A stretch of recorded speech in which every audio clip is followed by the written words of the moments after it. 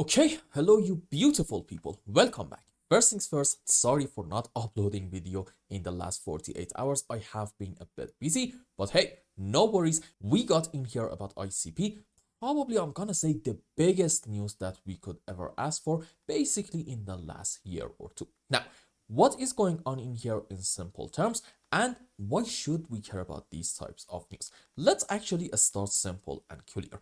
Pakistan's government, through the Pakistan Digital Authority, actually signed an MOU with the DFINITY Foundation, and the goal here is to build a Pakistan subnet on the internet computer. And if you are absolutely confused, don't worry about it. We are going to explain it all. Basically, this would be a country-focused cloud environment running on internet computer where data and also applications for governments and critical services are going to stay inside Pakistan as opposed to relying on foreign cloud providers. And this subnet is actually meant to function as a sovereign in-country cloud. And that includes, number one, hosting sensitive government systems, and number two, building things like, for example, a national messenger app designed for private, verifiable communications. So with this deal, I think we can all agree that we're not really talking about like a vague partnership. No, if you give the press release a read yourself, you are going to immediately and quickly realize that this is like a real solid hardcore partnership, and it is going to be fantastic for ICP for a couple of different reasons that I'm going to talk about in a minute. Now, another major part of this deal is actually the access to Caffeine AI, because Caffeine in here is going to let people create applications using natural language as opposed to traditional coding. And as part of this partnership, around 1500, I think it was actually 1500 licenses will be provided, along with training and also capacity building programs for government departments,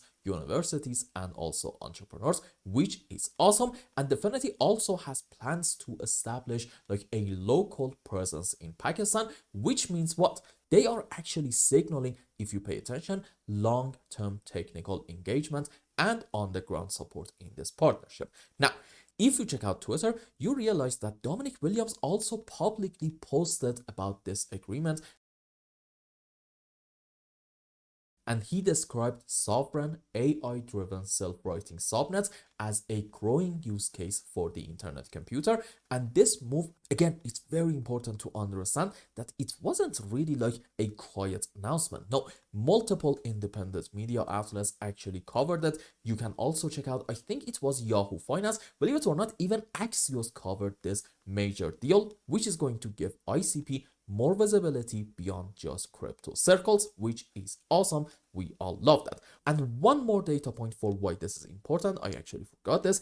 DFINITY has reported a strong early traction for Caffeine AI, with millions of build prompts executed within 6 months of launch. And that is awesome, because it is suggesting there's actually like a real interest in AI assisted low code app creation on ICP, at least at the earliest stages. Now, let's talk about why this is structurally bullish for ICP, and we're not going to talk about some hype. No, we're just going to talk about some important mechanisms, and I got 6 important angles for you in here.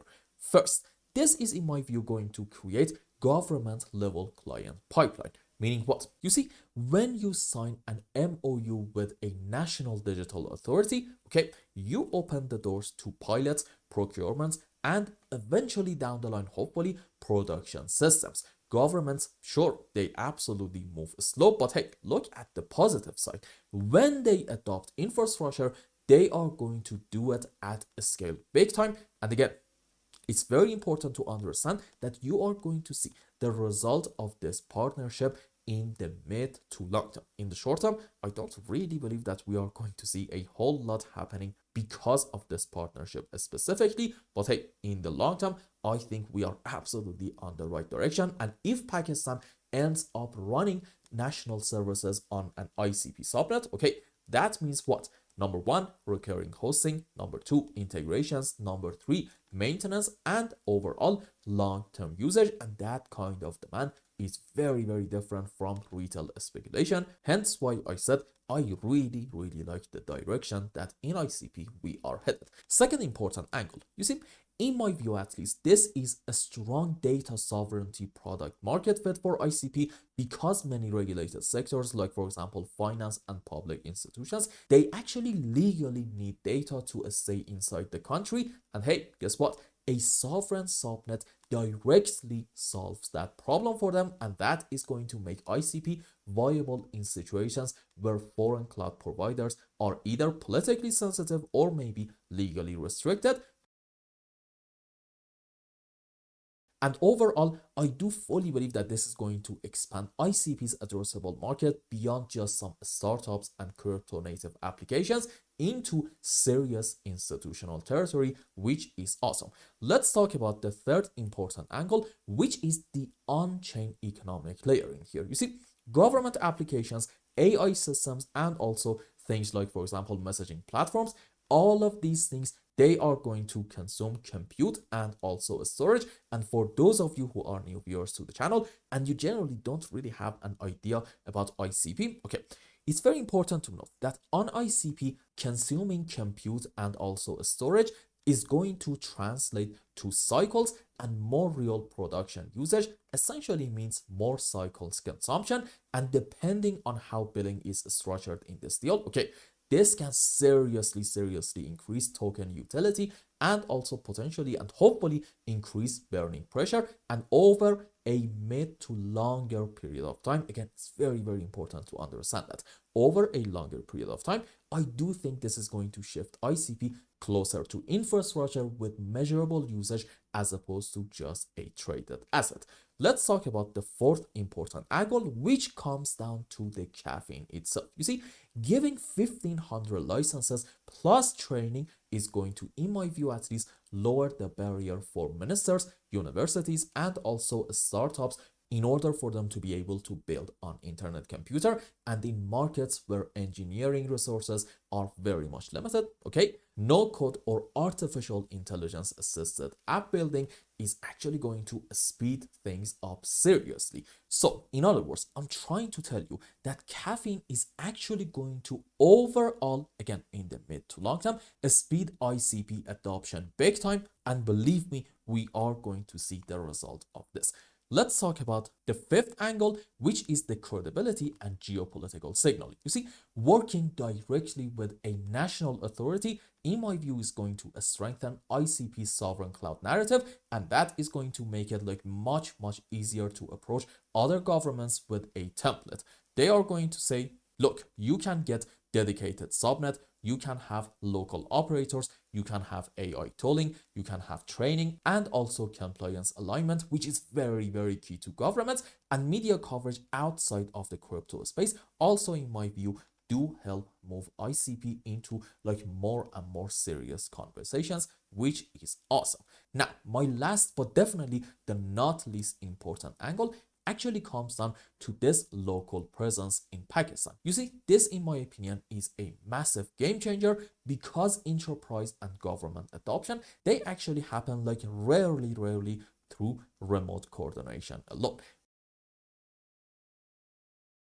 I fully believe that on-the-ground teams, local integrators, and also technical support is going to increase the odds that pilots actually convert into production systems, and hopefully in the mid to long term, this is going to again lead to more and more internet computer adoption, which is really the ultimate goal. So overall, as the final conclusion, in my view at least, again, this is just my opinion, you can have your research, you can do your own conclusion. I absolutely respect whatever you believe, but in my opinion, this MOU is actually like a high leverage adoption signal for us, and it combines sovereign infrastructure, AI tooling, and local presence, and also developer enablement under a national framework. And if pilots turn into like real solid production systems and usage is going to translate to sustained cycle consumption, hey, guess what? This is going to create, in my opinion at least, a meaningful enterprise demand and a stronger token utility in the mid to long term. Okay, in the short term, I do not believe that we are going to see the result of this effective immediately. I think in short term, you're actually much better off getting help from technical analysis side in order to maybe have a solid guess on what might be the next likely move. And I'm gonna be honest with you guys, I'm not really sure if I have good news for you. Why is that? If you remember the last time that we talked about ICP, I believe we were somewhere around these areas, and the idea was that, okay, let's have a 1, 2, 3, 4, and then another move up into wave 5 in order for us to be able to maybe be a little bit optimistic. But we said at the same time, right in here is not really going to be a buy the dip opportunity for like very short term. Basically, this isn't really suitable for any kind of short term trading. Why is that? You see, if you want to argue that we're going to have our final low in ICP around this area, for example, maybe this is like a very important support, then okay, off of the lows, you have to be able to find a 1, 2, 3, 4, 5 wave on the upside. And after a 5 wave, one way or the other, bullish or bearish, we are going to have a bit of a pullback on the downside, and you need to pay full attention to the characteristics of this pullback if you want to argue we are looking bullish. And chief among those characteristics is going to be a slow and choppiness. If truly the bottom is in, then okay, this move down is going to be a slow and choppy one down, and timing wise it is going to take some time relative to this 5 wave on the upside, which is going to happen rather quickly. Now let's go in here and see what is going on. So what happened so far in ICP? We don't really have that move up into our wave 5 that we talked about if we want to be optimistic. Now, what if from these areas we are actually going to get that move up? Well, here's the deal. Technically, yep, no problem at all. You are still able to argue this is our wave 4 and then this is another move up into wave 5. But please note that I said this phase up is not really a long opportunity. You need to, after completing this phase, wait a little bit more and see, are we going to have a slow and choppy move down or not? And okay, fair enough. If in this phase we see all the right structures, okay, I guess that can be a buy the dip opportunity. Now, here's the deal.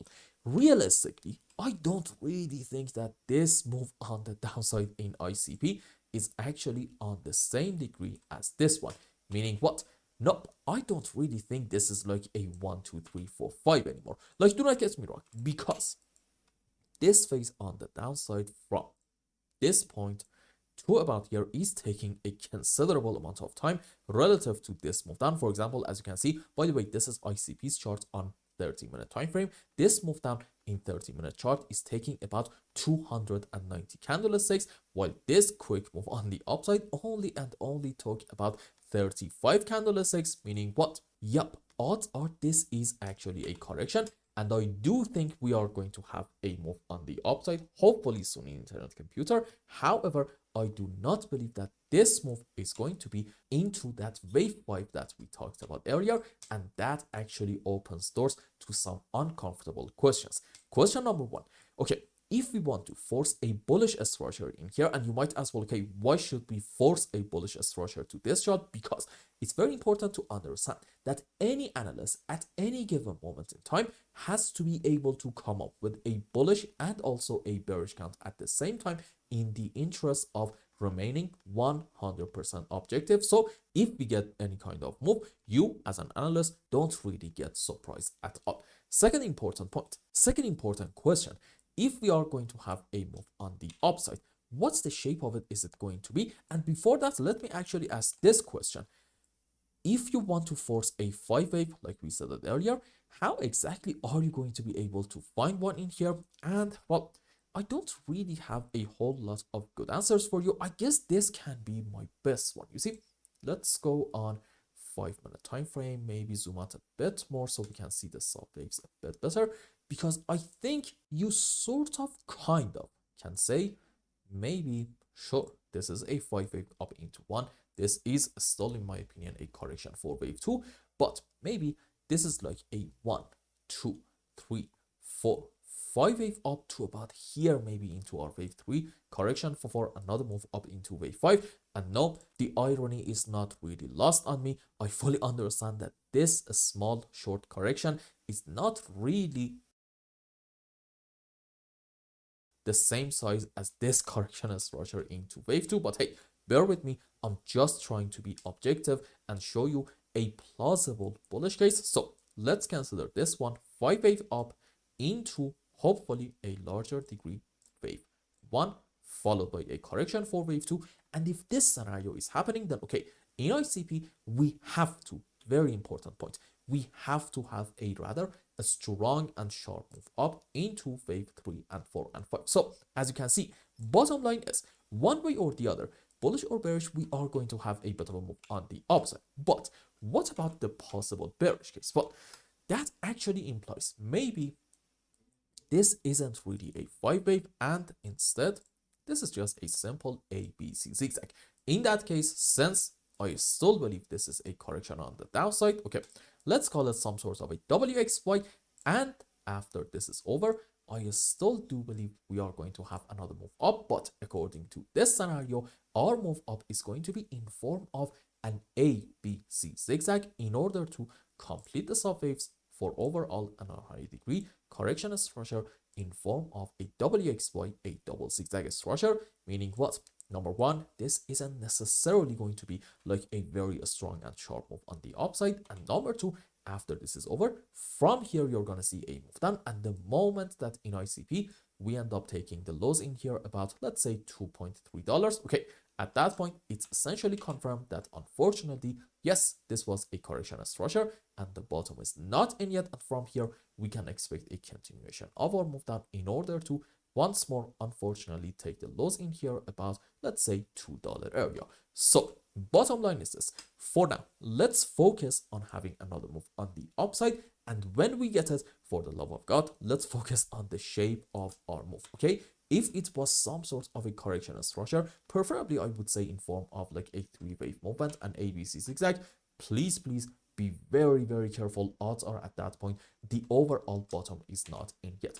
On the other hand, if we end up having a very strong 1, 2, 3, 4, 5 without a lot of overlapping of the waves, great sign. Hopefully at that point, this is going to be into a wave 3, and then we're going to get correction for another move into wave 5. And do not worry, even at that point, I promise you, we are going to get the chance to once more go long around the lows because, hey, again, what happens after a 5 wave up? You know it, one way or the other, we are going to have a pullback, preferably even like a deep pullback on the downside. And I hope I explained everything well and you understood what is going on in Internet Computer. Anyway, if you found any value in my content, I would really appreciate if you like this video and consider subscribing to my channel and follow me on Twitter. And if you want more, maybe you want a complete analysis for your own specific crypto, or maybe you want to learn some decent TA in order to be able to make good money in the markets, you can become a member and ask me anything you want. And until the next update, I hope you have a wonderful time. Goodbye.